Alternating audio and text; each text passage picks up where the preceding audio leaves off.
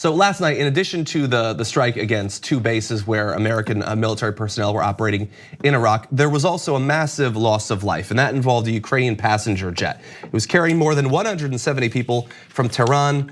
It suddenly plummeted into a field early Wednesday without a mayday from the cockpit, killing all aboard. So it had been traveling from Iran to Ukraine. You can see in this map how little distance it actually covered before it crashed.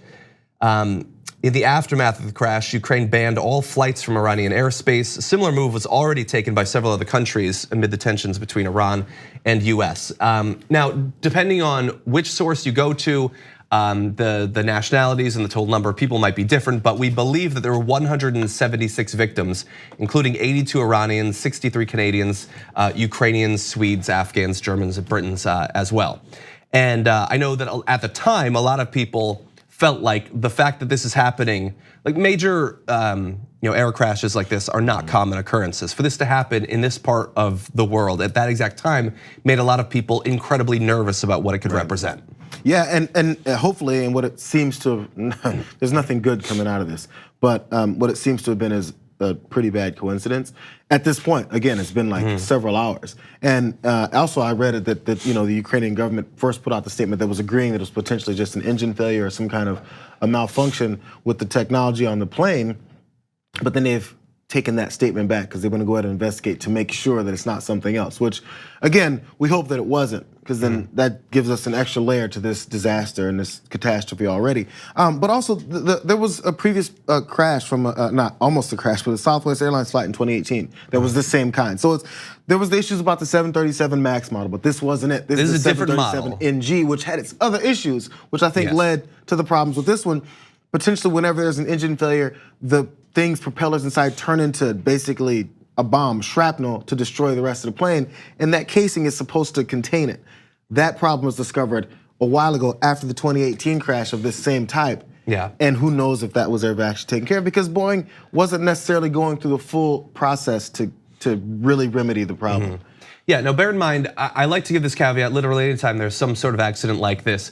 Air travel is overwhelmingly safe. Yes, crashes do happen, but statistically it is like the safest form of transportation in the world. It is a very natural human psychological response to see something like this and think, oh, this is representative of what air travel is like. That is not the case. So we feel a need, because of the terrible loss of life, to talk about this, but we do so at the risk of potentially convincing people of something that is not true. This does not mean that air travel is not safe, okay? So just understand that. But the reason it is safe is because there's so many precautions taking place to make sure that things are done on a way that's on the up and up, and there's some fractures in that. Not widespread, but there's some fractures in it. They have to take care of it.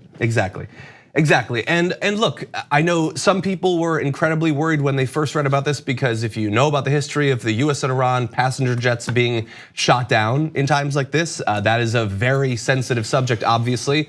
And just to confirm, there is no indication yet that that is what happened. It is being talked about as if it is a technical failure, and we will of course see. Now, understand that there had been passenger airlines avoiding flying over Iran because of the risk that they could be mistaken for military aircraft. I'm assuming that will now become a more common practice in the region as we go forward. We do know that the 2 black boxes, which as of this morning have been recovered, are not going to be made available to the US. All the news coverage of it talks about that. I don't know why they would. It's a Ukrainian, Iranian thing. But apparently both Iran and Ukraine will be looking into this. And we also know that the aircraft involved was just 3 years old. It was purchased from the manufacturer as new by Ukraine International Airlines. It had had its last routine technical maintenance on Monday. So just bear that in mind as well. Yeah. Okay, obviously sad no matter what, tremendous loss of life. And it's a reminder that while we were obviously very worried about the possibility of more widespread military conflict between the US and Iran, far more people have now died in the recent past as a result of this single terrible tragedy.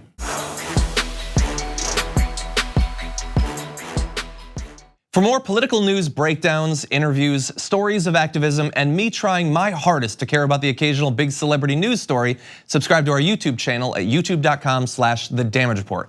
And you can ring the bell wherever it is so you don't miss anything.